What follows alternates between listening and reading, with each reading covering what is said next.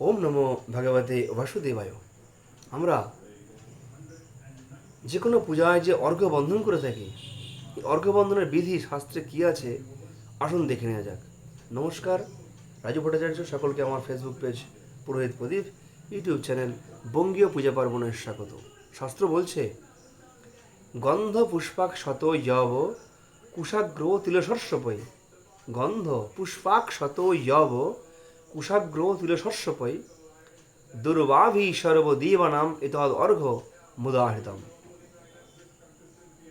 আবার বলি, গন্ধ পুষ্পাক শত যব কুশাগ্র তিলশস্যপৈ দুর্বাভি সর্বদেবানাম এতদ অর্ঘ্য মুদাহৃতম। অর্থাৎ আতপ তণ্ডুল, অর্থাৎ আতপ চাল, গন্ধ পুষ্প, জব, কুশাগ্র মানে কুশের অগ্রভাগ এবং সর্ষব তিল ও দুর্বা সহযোগে সমস্ত দেবতার পূজাতে অর্ঘ্যবন্ধন বা অর্ঘ্য রচনা করতে হয়।